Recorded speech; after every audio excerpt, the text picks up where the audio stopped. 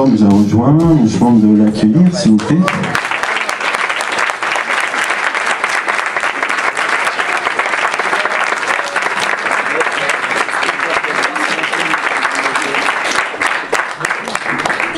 À toi, chez tous, buvez du lait. Moi j'hallucine toujours ce que j'expliquais là, qu'il y ait déjà du monde à regarder ce film 5 ans après. Vous avez payé? Non, ils ont payé 6 euros. 6 euros chacun. Une mini arnaque. Je trouve ça toujours très beau de voir une salle regarder ce film et rester assise. Parce que moi je me souviens de la sortie du film où la moitié de la salle se barrait quoi. Ils attendaient 002 je pense. Et ils ont eu steak, donc merci beaucoup d'être resté jusqu'au bout et d'avoir réagi, ça me fait bizarre.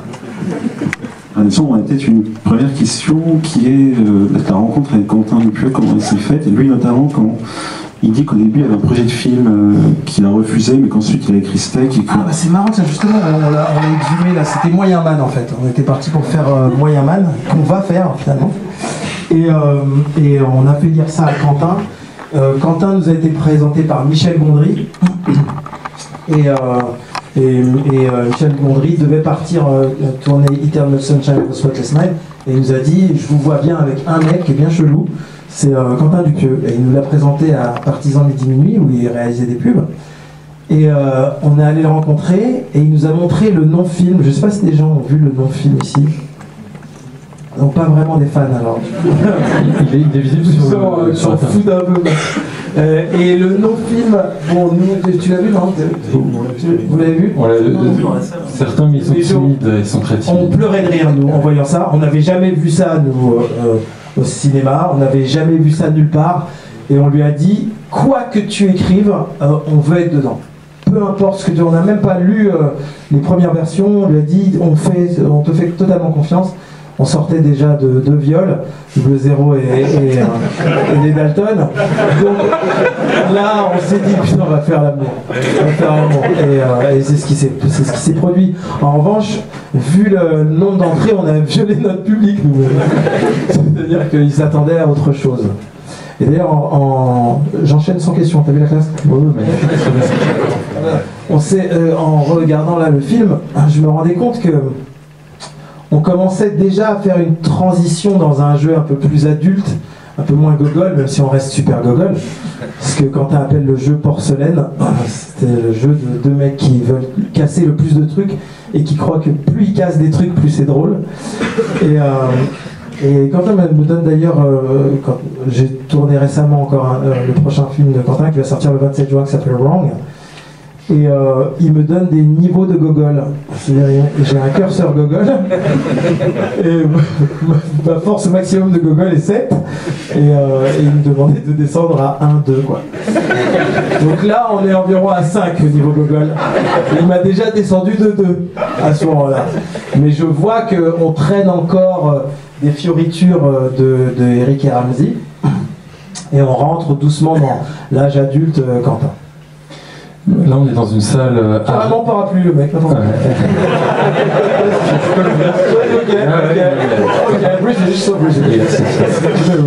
On est dans une salle art et SM. Est-ce que tu t'attendais, il y a 5-6 ans, à ce que ce film soit montré dans ce genre de salle? On s'y attendait à la lecture du scénario, à la vision du non-film. On savait que, en fait, quand on a démarré le métier avec Ramsey, on voulait vraiment apporter quelque chose on voulait avoir notre style. On ne savait pas si ça allait être, quelle classe ça allait toucher, ni classe sociale, ni classe intellectuelle. On s'en foutait, on voulait un style. Ce qu'on a réussi à faire, je pense, avec La Tour Montparnasse infernale, avec les mots, enfin les premiers trucs. Et puis ensuite, on s'est un peu perdu dans des trucs qui finalement mal gérés de toutes parts, de la nôtre comme des réals avec qui on a travaillé, qui nous ont un peu dénaturés. Mais au départ, on voulait toujours faire un truc différent de ce qui existe, qui ne ressemble à rien d'autre que ce qu'on apporte. Et quand on a vu le non-film avec Quentin, on s'est dit putain la vache, c'est exactement ce qu'on voulait au départ avant que l'argent arrive et les femmes. C'est exactement ce qu'on voulait. Et Quentin était justement la femme pure de l'art, hein, Et du coup, oui, on s'attendait, à partir du moment où on a dit à Quentin, on veut retourner à l'originalité maximum, peu importe que ça plaise ou pas, on savait qu'il y avait des chances pour qu'on atterrisse ici et que les gens restent assis. Je pense peut-être une question sur Steak. Quentin Dupieux dit qu'un de ses objectifs dans ce film, c'était de déconstruire votre duo, de vous séparer, de travailler sur votre séparation, votre mort un peu à tous les deux. Donc, est-ce que c'était présenté comme ça au départ, ou est-ce que c'est quelque chose qui s'est fait un peu... On l'a pas mal improvisé, je crois. On l'a su à partir de la lecture du scénario qu'il voulait vraiment casser le code et surtout pas faire le prochain film d'Eric et Ramsey, comme ça a été vendu d'ailleurs très maladroitement par la production, qui était Thomas Langman, pour ne pas le nommer, qui malgré tout est un mec qui est allé sur le film de Quentin. Et à l'époque, personne ne voulait aller sur ce scénario qui était trop bizarre. Et en voyant l'univers que Quentin développait, ça avait rien de commercial. Donc il savait qu'en faisant un truc avec nous, ça allait être difficile à vendre. C'est pour ça qu'il a labellisé la prochaine comédie d'Eric et Ramsey, qui était une énorme erreur et un énorme traquenard pour le grand public, qu'on a bien eu. Enfin, on en a eu 300 000 là-dessus. Et voilà quoi. J'ai eu l'occasion de parler avec Abdelkader Aoun, qui a travaillé avec toi sur H, sur la tour Montparnasse infernale, et il me disait que toi, Eric et Ramsey, il suffisait de poser une caméra et les gags jaillissaient. Enfin, c'était quelque chose en fait de très improvisé, de très spontané, et que il n'y avait presque pas de scénario, c'est-à-dire que c'était un gars qui jaillissait. Je voulais savoir si sur Steak c'était du même ordre, est-ce qu'il y a un gros scénario ou au contraire là aussi beaucoup d'improvisation? Eh ben, on est à la mélange de l'eau douce et de l'eau salée, vraiment. On était à un stade où, quand on se retrouve avec Ramsey, c'est impossible de se dire deux phrases normales. Mais même dans la vie, sans caméra, c'est impossible. Je pense que ça vient de lui. On n'arrive pas à se parler normalement. Ce qui fait que ça crée tout de suite une boule d'énergie qui devient rapidement insupportable à notre entourage et qui nous isole. Ça nous isole doucement du public même. Maintenant, c'était quoi? On était parti sur quoi en fait? L'improvisation. L'improvisation, oui. Et donc, naturellement, on a une tendance à avoir cette énergie tout de suite quand on se retrouve. Et on se connaît tellement bien, et on se connaissait dès le premier jour où on s'est rencontrés. On avait les mêmes références à plein de niveaux, et ce qui fait que tac au tac venait direct. Maintenant, Quentin a essayé, d'une part dans l'écriture, de nous séparer, histoire de ne pas recréer cette énergie incontrôlable pour le réalisateur. Et ensuite, dans la direction de jeu, il nous imposait des choses. Ce qu'il a à peu près réussi à faire, je pense que son grand regret sur Steak, c'est justement de ne pas avoir réussi à s'approprier complètement le film, tellement nous on était haut en couleur. Je vois par exemple une des scènes qu'il appelle scène porcelaine, c'est la scène où je descends mon bicross, qui n'est pas écrite, et je ne peux pas m'empêcher de faire le gogol. Et là je suis force 7, et même si j'essaie de me descendre à force 4 à ce moment-là, je suis resté force 7. Donc c'est entre les deux. Là, il y a des parts d'improvisation. On a quand même beaucoup suivi le scénario. Et ça va de plus en plus dans le contrôle de Quentin au fur et à mesure qu'on travaille avec lui. Là, Wrong, je le suis à fond, quoi. Il n'y a plus de fioriture, quoi. Même si j'adore ça. Si il y a des questions du public, levez la main. N'hésitez pas. J'ai une question avant, c'est...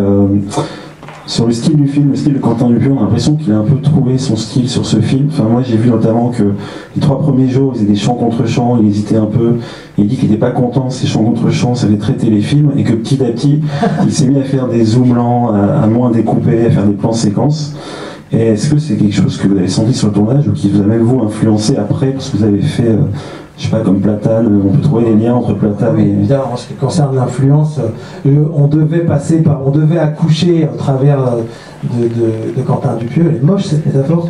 Mais, on devait passer à travers Quentin Dupieux pour se recréer, pour se renouveler, se redonner un genre adulte. Et Quentin, c'est quoi, redis-moi, tu veux aller où déjà ? Trouver son style. Trouver son style, oui, sur ce texte. En fait, en regardant là le film et en venant de tourner le dernier de Quentin et en voyant d'ailleurs le prochain encore, parce qu'il écrit très très vite, et écriture automatique Gogol, lui. Et en voyant ça, je trouve qu'il a vachement évolué, il a encore changé. Je trouve qu'il s'autorise des contre-champs, des chants contre-champs, maintenant à nouveau. Que la lumière n'est pas la même. Je trouve que le rythme de jeu qu'il demande et qu'il impose aux comédiens n'est pas le même non plus. Il y a quasiment plus de... J'ai l'impression, non Greg, Kev, il n'y a plus quasiment de zoom. C'est le sauce de Quentin qui travaille avec Quentin. Il fait plus de zoom comme ça, lent. Ils sont de retour dans le prochain. Ah, ils sont de retour dans le prochain. Donc en fait, je sais pas, j'ai l'impression qu'ils changent de style. Moi, je ne reconnais pas dans Steak les plans de Wrong. Si tu peux nous présenter ton rôle dans le prochain, donc dans Wrong, c'est un jardinier un peu Village People. C'est vraiment vicieux de te demander de pitcher un film de Quentin, parce que faut adhérer au bordel, quoi, à l'absurde. Wrong, c'est un mec qui perd son chien, et c'est l'enquête sur ce chien. Où est ce chien ? Pourquoi l'a-t-on enlevé ? Maintenant, dit comme ça, ça fait une histoire normale, classique. Mais vu au travers de Quentin, c'est n'importe quoi. C'est un mort qui fait des rêves, par exemple, et qui se réveille, qui est soulagé de finalement être mort. C'est toi, ça. C'est moi, je suis donc un jardinier mexicain-français. C'est très compliqué à pitcher, c'est très compliqué, mais je trouve qu'on atteint un niveau d'absurde et de cohérence dans l'absurde. Il a maintenant une maîtrise dans la narration, dans le propos, que j'avais pas vu jusque-là chez lui, ni enfin il n'en a pas fait 1000, mais pas dans Rubber et pas dans Steak. Je trouve ça a franchi encore un level, t'as vu ? Une question, j'ai lu que tu avais été guide aux États-Unis et au Canada, oui. Avant de percer, il faut le dire.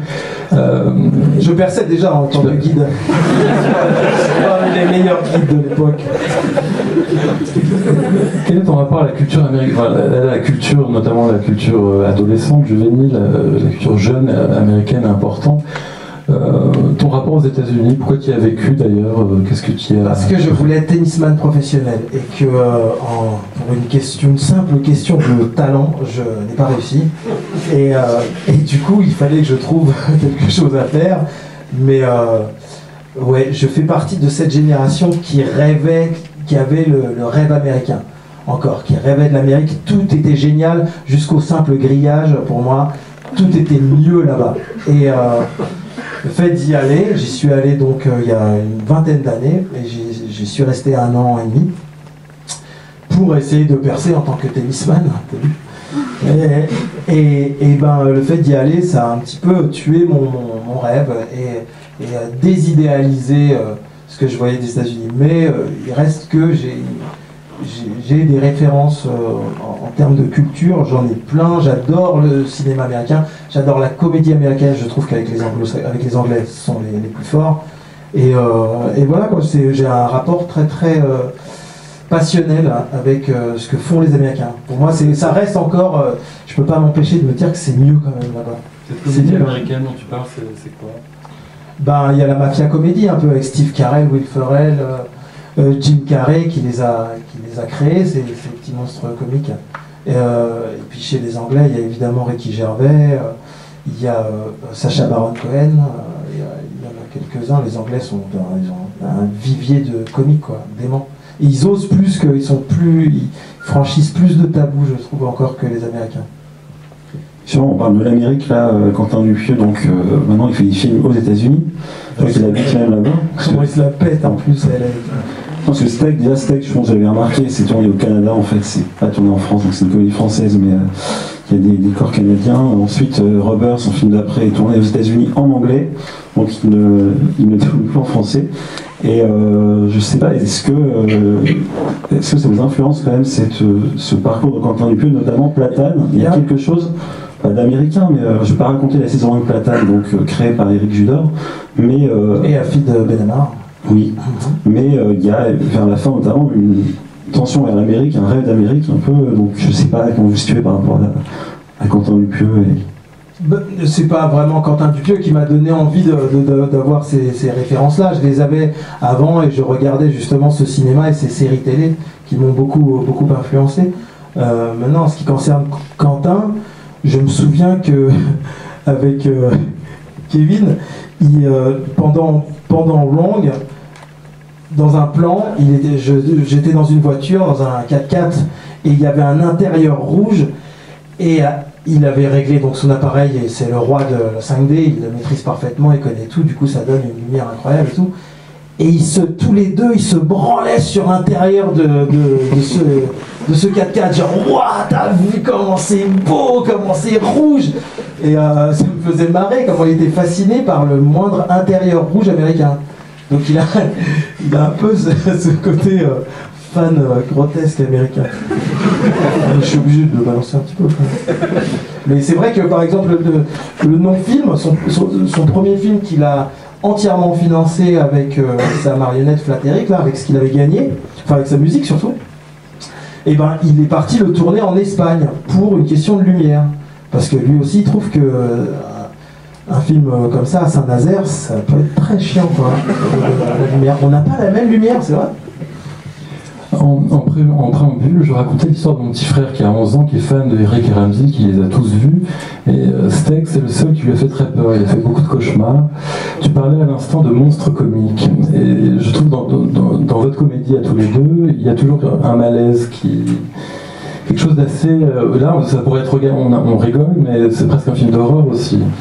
Alors ça, ce malaise-là, il est traité dans l'angoisse chez Quentin. Et chez nous, notre rapport personnel au malaise, c'est la gêne. C'est la gêne, c'est le moment où on se sent le plus mal à l'aise, où on n'aimerait pas être dans la pièce. C'est ce que j'ai essayé de développer dans Platane, c'est vrai que j'ai fait pour Canal. C'est ce qui me faisait rire et c'est les moments les plus tu pousses la gêne au maximum et ça devient un moment de grâce pour moi, de grâce comique.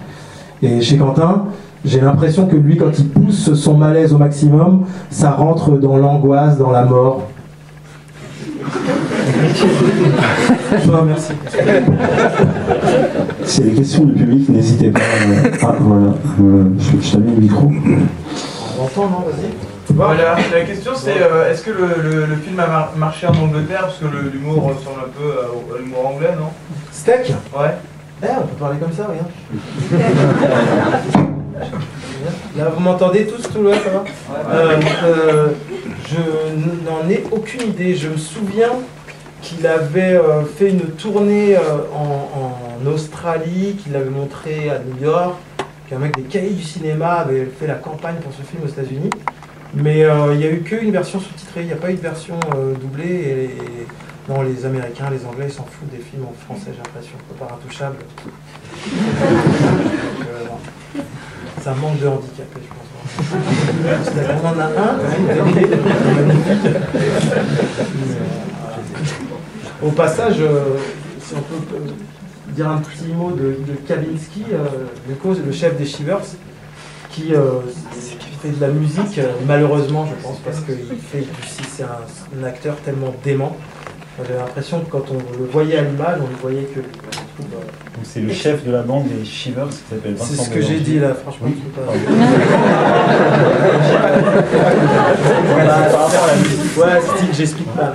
C'est quand même lui qui a fait le fameux générique de Drive. Donc Drive, ce film qui a été cartonné l'an dernier. Le générique qui a tourné partout sur Facebook. Folle non plus. Ce générique a 20 millions de fois vu. Ah ouais, 20 millions.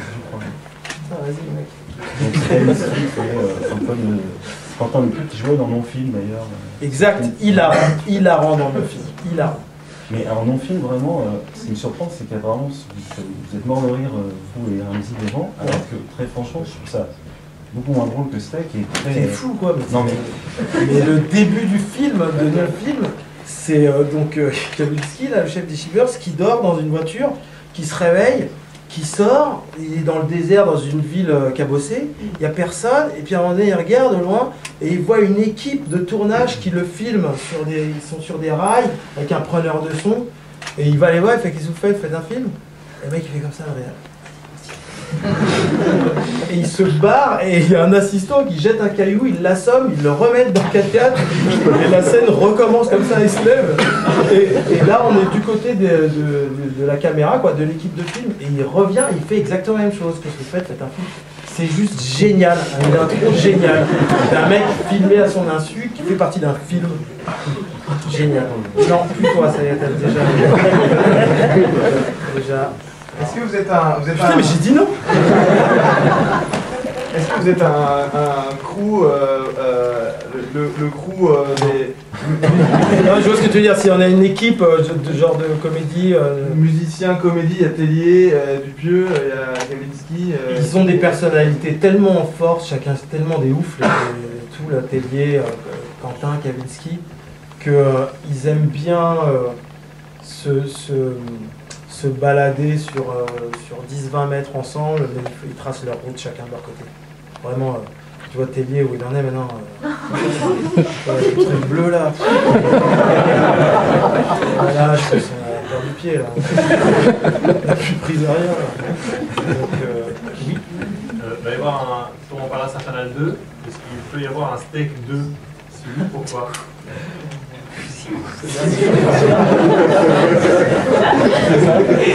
Parce que la fin est tellement abrupte, effectivement, que ça nécessiterait une relance d'un truc, mais non, c'est Quentin qui décide de ce genre de truc.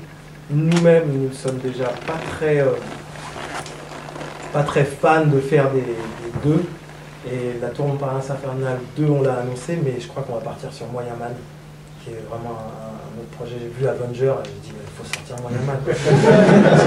C'est vraiment le moment, quoi. Qu'est-ce que c'est Moyen Man? C'est en fait donc sur une planète où tu as un maître de cérémonie qui donne des pouvoirs à 5 nouveaux super-héros.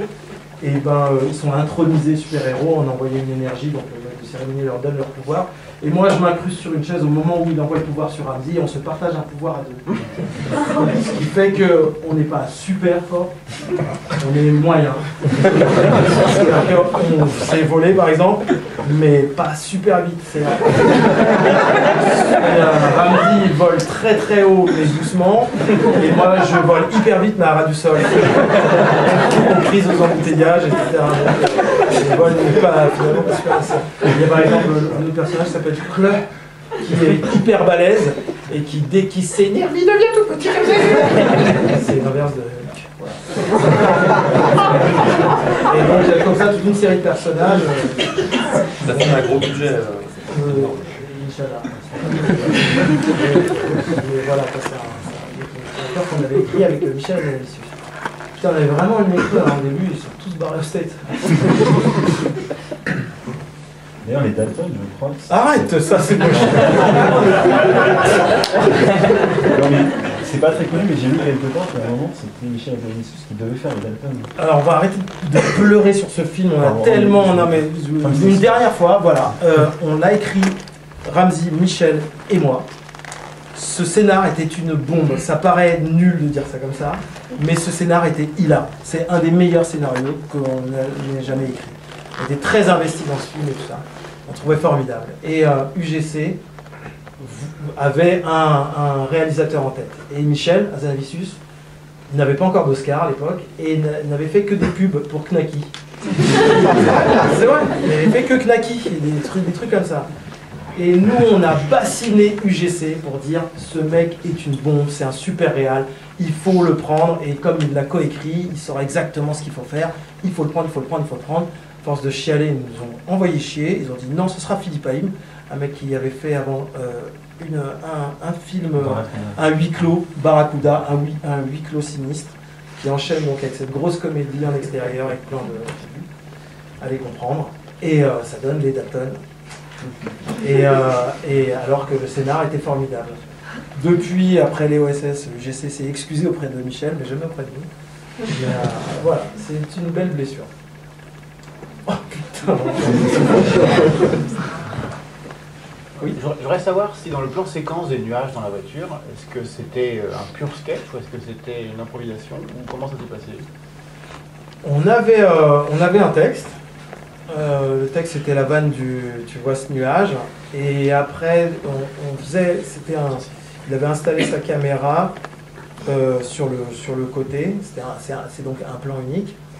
Il lançait le truc et on roulait sur un circuit. Et on a fait comme ça des tours et des tours. Et puis à un moment donné, on s'est libéré du texte avec Ramzy. Et puis ça a donné ce rythme comme on se connaît parfaitement. Mais c'est pour le coup vachement du Eric et Ramzy à ce moment-là. Et moins du Quentin. Et je crois que c'est ce qui le chagrine un peu de ce film. C'est ce qui lui a fait perdre un petit peu son identité sur ce film. On l'a un peu Eric et Ramzifié à ce moment-là. En parlant d'identité, ce qui est intéressant avec Eric et Ramzy, c'est que vous n'en avez précisément pas d'identité.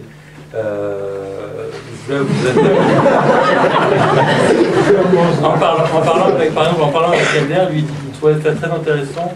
Vous faites partie de cette génération de comiques, les Jamel, les Gad Elmaleh, qui jouent beaucoup sur leurs origines, etc. Et vous, au contraire, ne jouez pas du tout là-dessus. C'est-à-dire là, vous vous appelez par exemple Georges et Blaise. Chuck en réalité. Et dans beaucoup de vos films, en fait, même le dernier, à la police d'État, tu joues le rôle d'un Français, en fait, le drame d'être Français en Algérie.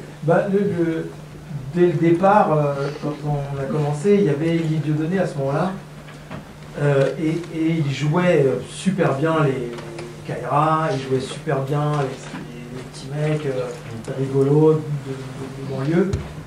Et nous, de toute manière, ça n'a jamais été un truc qu'on avait envie de raconter.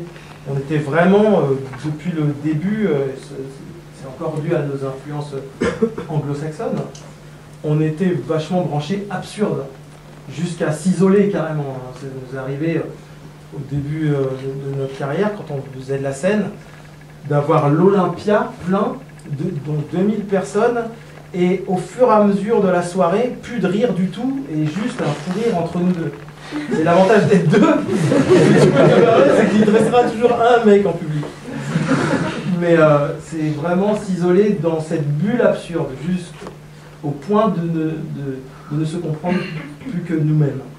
Donc c'est cette volonté, cette démarche qu'on a toujours eue de développer ça au maximum. Et d'essayer d'intégrer ce côté humour complice avec le public. C'est-à-dire faire un truc complice entre nous que les gens comprennent, sans forcément aller vers eux. C'est peut-être une erreur. Parfois, on a perdu des gens. Mais voilà, l'humour yo-yo banlieue, on sait le faire. Et le pire, c'est qu'on avait un sketch qui faisait beaucoup rire au Splendide, où c'était de Racaille qui parlait de nous le dauphin, je ne sais pas bien pourquoi. Et c'était un des sketchs qui faisait le plus rire à la salle, et on l'a viré. Parce que ça nous identifiait à un truc et nous ressemblait. Ça semblait peut-être une facilité aussi pour vous ou... C'est surtout un truc qui ne nous faisait pas tant rire que ça, quoi. C'est pas tellement que c'était facile. Je pense que c'est très difficile pour quand Jamel a endossé ce personnage, c'était très difficile de les écrire, les trucs, que ce soit malin, que ça représente quelque chose sans que ce soit complètement juste débile. Et il l'a très bien fait pendant longtemps, je trouve, et il était porte-drapeau sympa justement des cités, des mecs qui galèrent et tout ça. Maintenant, c'est pas un truc qui nous fait mourir de rire. Je suis désolé. Est-ce qu'il y a une raison, même lointaine, pour laquelle le film s'appelle Steak? L'amour de l'absurde, hein, vraiment, je pense, quand on va boire du lait. Et d'ailleurs, pendant les premières critiques de ce film, ceux qui aimaient bien se trompaient sur pourquoi il était bien.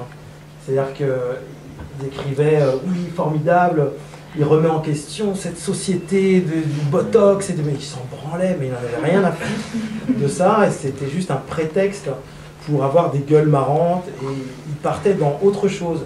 Il n'était jamais dans ces symboles-là, comme la fascination de boire du lait, de faire du sport, de ne pas fumer. comme si ça voulait dire, voilà, c'est cette société américaine du corps parfait, tout ça. Faux, ils s'en foutaient, c'était pas du tout ça. C'était juste créer un groupe de gens étranges, de gens différents. Et vouloir, là je parle pour lui, mais pour avoir discuté avec lui, je crois savoir que c'est un peu ça, c'est toujours l'idée de appartenir à un groupe coûte que coûte, quoi. Ne surtout pas s'isoler, se retrouver en objet unique. Toujours embrasser un groupe. Et rien à foutre de la chirurgie, tout ça. Peut-être juste sur Steak, il y a une explication quand même, Quentin Dupieux, qui on lui a demandé 50 fois, donc il a fini par répondre. C'était une façon de faire un langage universel. Parce qu'il disait que cette bande de types, elle n'était pas identifiée ni dans le temps ni dans l'espace. Et il dit que toutes les bandes de mecs sont les mêmes partout et sont aussi ridicules les unes que les autres, donc il voulait un côté universel. Et pour lui, Steak, c'était un mot universel. Et il dit que Steak, pour lui, ça veut dire titre de film. Normalement, il dit ça. Pour moi, Steak veut dire égal titre de film. Voilà. Putain, la vache! Tu veux bien le faire chier pour qu'il te réponde ça. Il me donne ça comme réponse. Ok.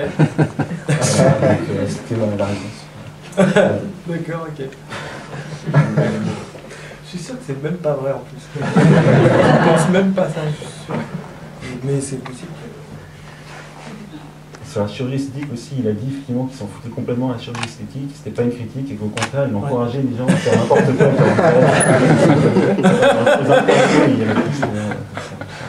Il est bon en interview, il nous a fait une conférence de presse à Sundance hilarante. Il perdait tout le monde. Il perdait tout le monde avant la prochaine il les a perdus. Ouais, une sorte de suicide. Le fait d'être défiguré comme ça sur l'affiche du film, on ne voit pas votre tête, votre visage. Vous l'avez bien vécu, enfin, c'était quelque chose de... Bon, encore une fois, on adhérait à... Peu importe ce qu'il nous donnait, on y allait.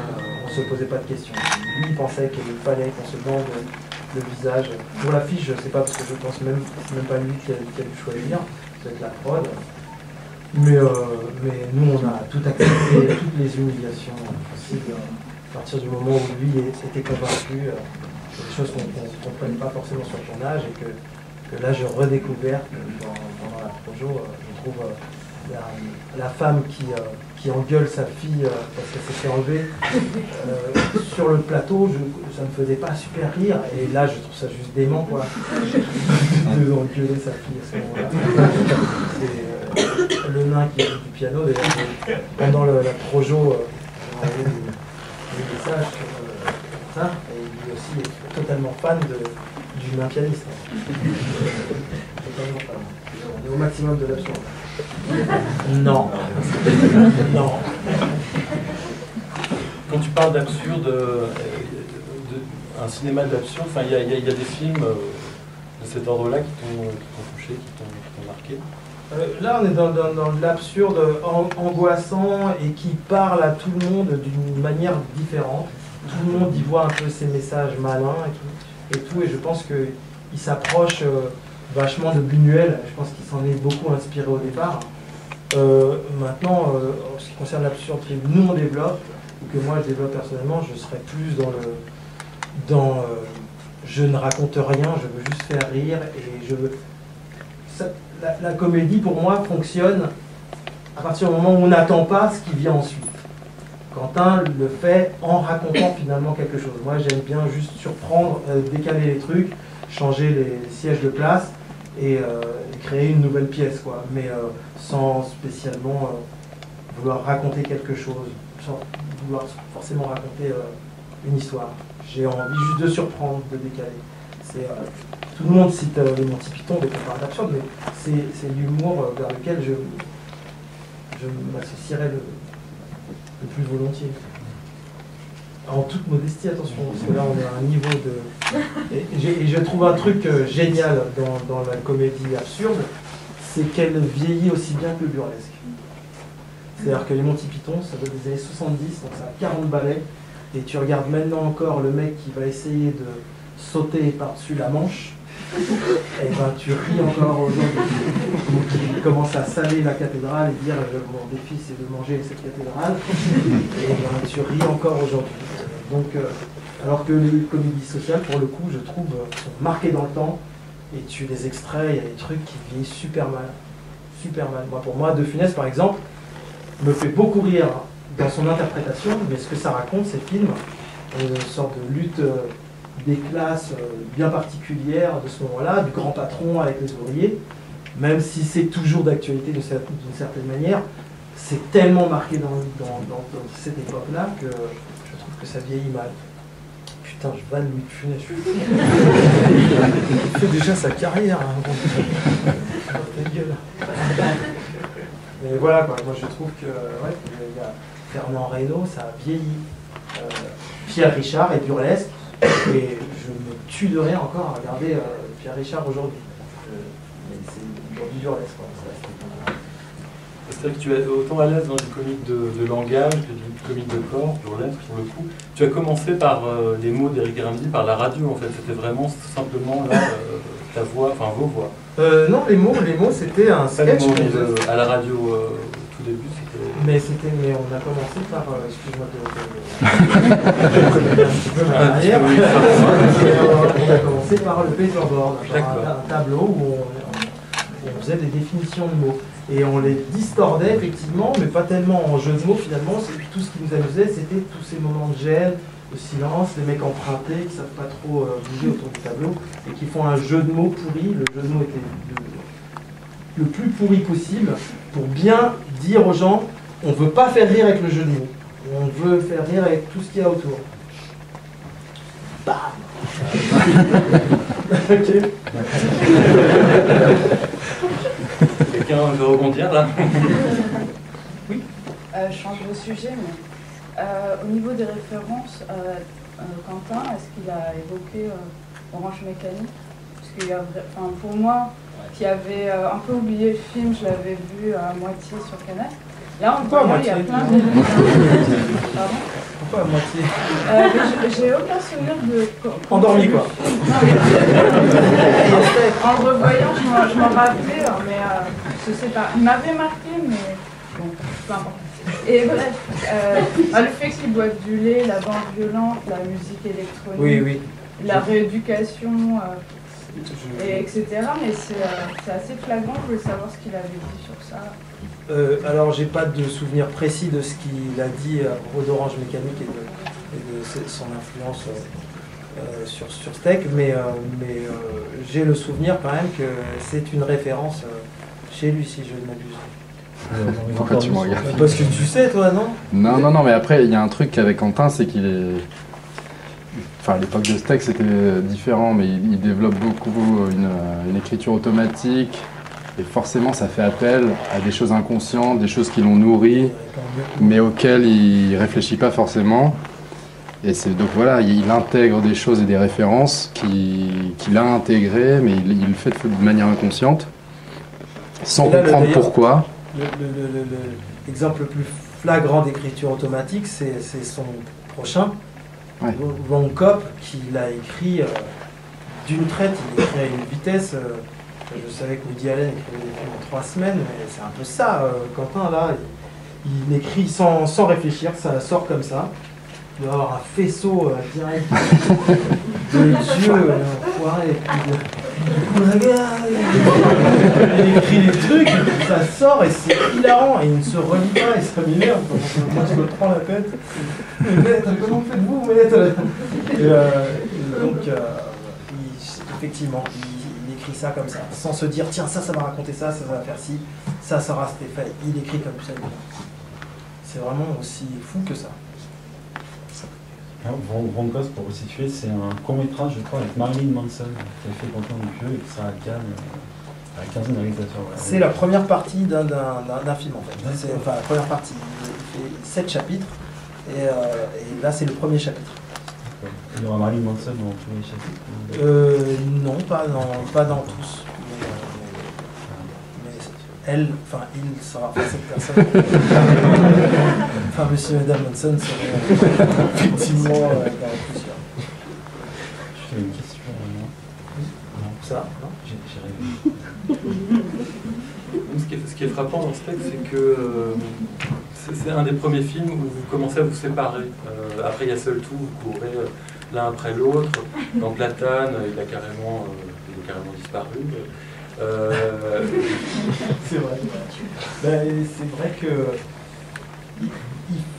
il fallait, nous-mêmes, on tournait en rond sur cette énergie-là, et il fallait trouver une manière de se réinventer, de se recréer.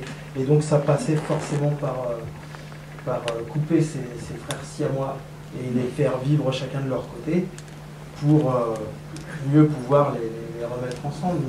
Mais je pense que ça fait partie de notre démarche d'essayer que Seul Tout ne ressemble pas à Steak, que Steak ne ressemble pas à Moutmout, que Moutmout ne ressemble pas à Platane. C'est justement de se recréer en permanence. Et donc on essaye un peu toutes les formules.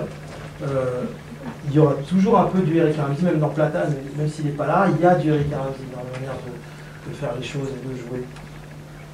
Mais on essaye toujours de trouver un nouvel agencement dans cette pièce comique. Parce que là, il y a très peu de plans dans lesquels vous êtes tous les deux ensemble, en fait. Enfin, il y en a, mais moins, par exemple, que dans la Montparnasse. Ouais, je pense, là, vraiment, de toute manière, la première séparation devait venir d'une tierce personne. Je crois que nous deux, on était trop fusionnels à ce moment-là pour oser aller jouer chacun de notre côté, partir le matin sur le plateau en se disant « Merde, il n'est pas là, l'autre ». Et c'est Quentin qui nous l'a permis, qui nous a montré qu'on pouvait en plus le faire.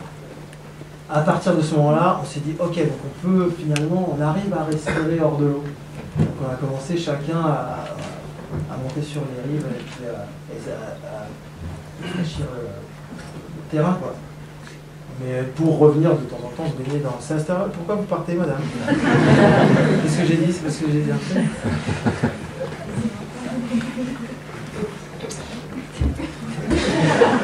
Ça me rappelle Steak, la sortie de Steak. Tout de suite, ça me renvoie un seul truc.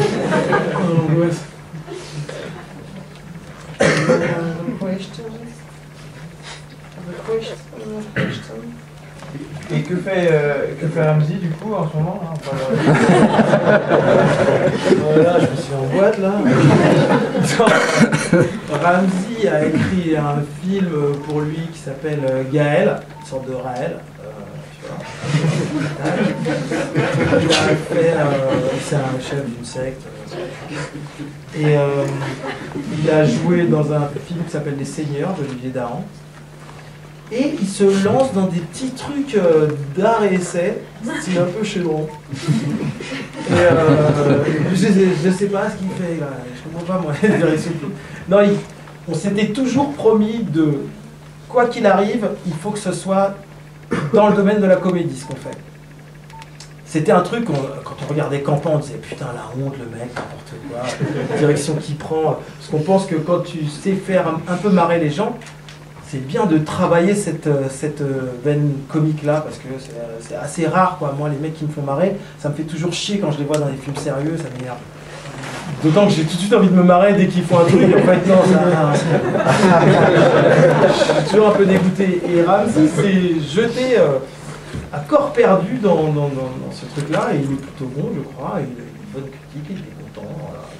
Il est content de faire l'acteur, quoi. Il fait l'acteur, mais on projette le moyen man, je pense qu'il va mettre une patate sur. Et il va être très présent dans la saison 2 de Platane.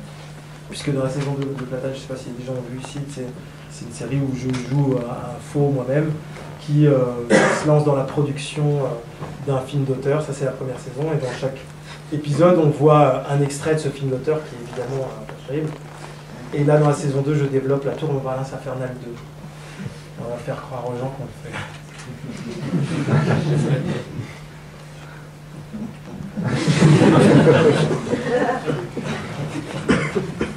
C'est sympa la nouvelle saison de Platane? Bah là je suis en écriture, je suis à l'épisode 6, donc ça va être un petit moment. On rentre en tournage en septembre. Donc, tu te sens plus à l'aise à la télé aussi? Enfin, qu'est-ce que ça change d'écrire pour le... C'est quand même deux médiums assez différents. Ah, je ne trouve pas du tout. Ah bon. Oh la vache, en comédie, de ce que je vois moi, personnellement, de ceux qui me font marrer, à la télé aux États-Unis, les séries que je vois, mais elles ont un niveau de comédie, un niveau d'écriture, de mise en scène qui n'a rien à envier aux comédies que je vois au cinéma. Bien au contraire, en plus, j'ai l'impression que les bons auteurs aujourd'hui aux États-Unis sont dans la télé. Par exemple il y en a tellement. tout un Halfman qui est un truc très populaire, et ben pour le niveau de grand public que c'est puissant. Tu as évidemment la version française américaine de The Office avec Steve Carell. Tu as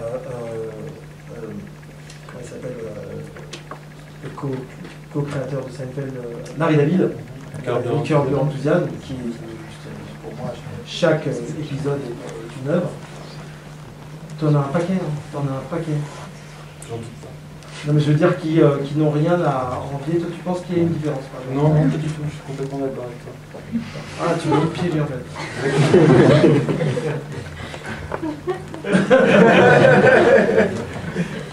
Ok. C'est encore une question. Sur un consensus.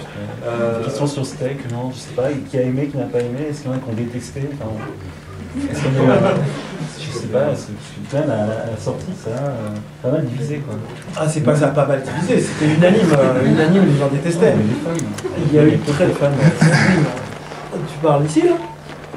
Ici il y a des gens qui ont adoré dès la première fois. Ah oui d'accord.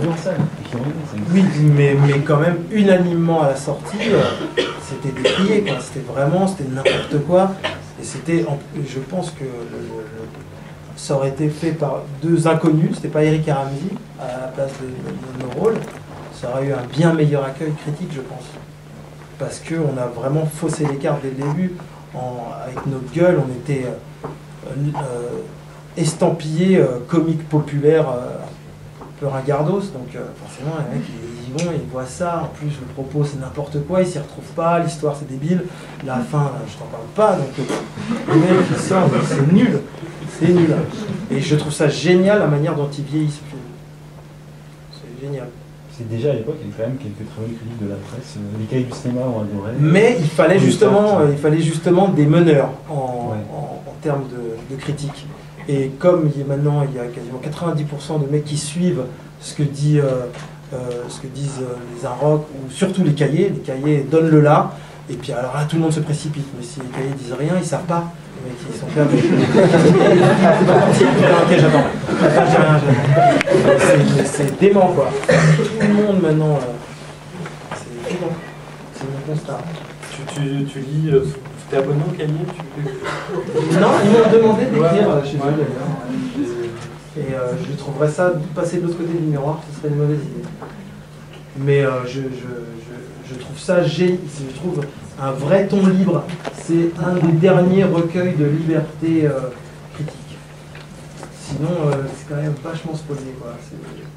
Enfin, les gens suivent d'une certaine manière le ton qui est donné par les gens libres.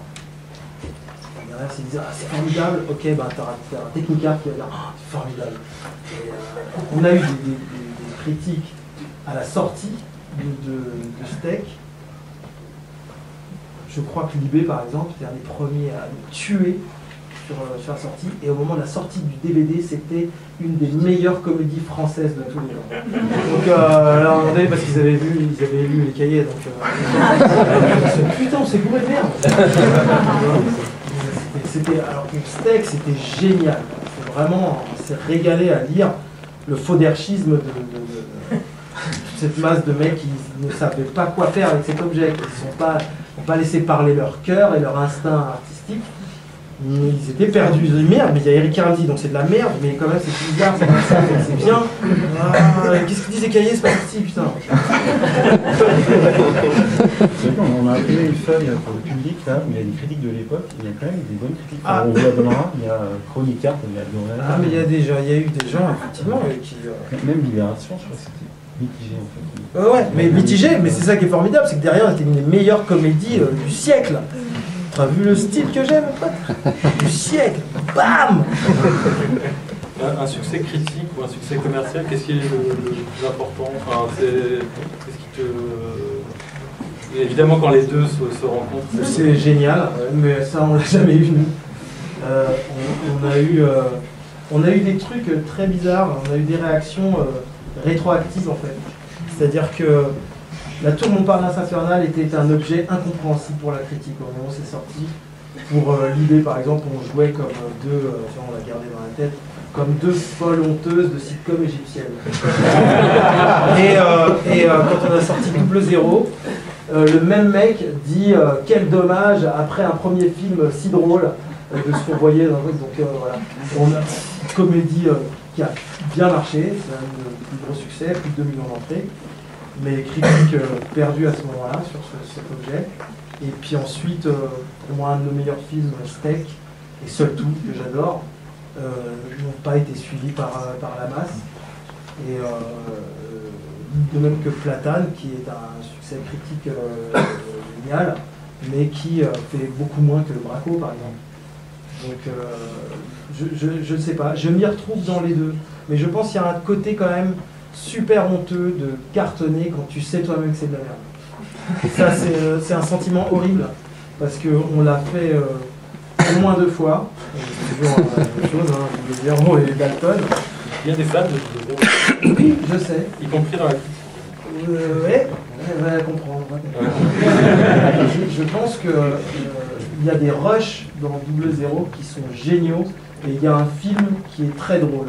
Et d'ailleurs, Thomas Langman s'est embrouillé avec Pires à ce moment-là, quand il a vu le montage du film, tellement il y avait de séquences sur tournage qui étaient drôles. On s'amusait en tout cas avec Ramsey, on avait plein de jouets, c'était super. C'est vraiment le plus gros film de gamin. Mais lui derrière, il a voulu raconter une histoire, il pensait que c'était très important, les histoires d'espions et tout ça. Et il a fait un autre film. Il ne nous aimait pas, donc il a fait son film.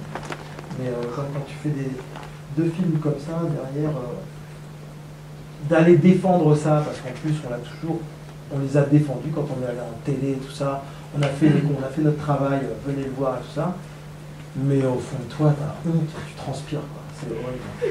Alors, je préfère en fait que ça marche moyen, mais je sais que c'est un bon truc, quoi, et qu'à un moment donné, ça va éclore et les gens vont humer cette fleur à un moment donné. J'en suis sûr. Je vois pour Steak, je me souviens que quand c'est sorti avec Quentin, on était à la fête des chiffres, parce qu'il y a une fête de chiffres en fait, quand on sort un film, le mercredi soir, on fait le bilan et en une journée on sait si c'est foiré ou pas.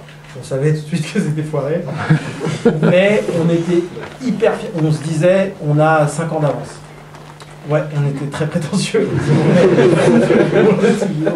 On se disait qu'on avait 5 ans d'avance. Et je sais que ce film est devenu un vrai bel objet avec le temps. Et je pense ça de 3 trucs qu'on a fait. Il leur faut du temps. À nos œuvres, hein, je parle pas aux gens. J'ai l'impression que le moment où on sort les trucs, c'est pas le bon moment, je sais pas. Enfin, j'espère. Dans le monde, tu parles en anglais en fait. Enfin, c'est un film où tu tournes en anglais, ça change quelque chose ou dans Long, quand je parle... Tu parles en anglais. Je parle anglais. Je parle pas mal anglais pour un mec qui a vécu un an et demi là-bas, et dont c'était la passion, tout ça. Donc très jeune, j'ai vite essayé de faire l'accent et tout ça. Et donc je suis très content de moi-même quand je parle anglais, en vrai, sérieusement. Sauf que Quentin, quand il m'a entendu parler, il voulait surtout pas de ça. Je faisais style, voilà, vous avez vu comment je parle anglais. Donc il m'a défoncé mon accent. Et je l'ai joué en mexicain français, quoi. Accent rigolo.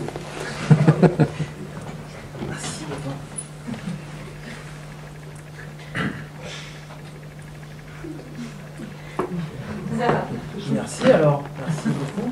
Merci à toi.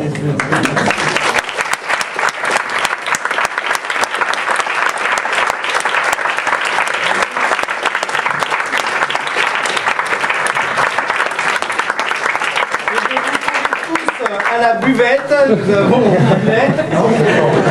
Merci beaucoup, bonne soirée, au revoir. Mais oui, 27 juin, Wrong. La prochaine séance du Ciné Club, la dernière de l'année, c'est Lady Vengeance, ça n'a aucun rapport, c'est un film coréen. Moins bien déjà. Donc c'est le 7 juin, Lady Vengeance.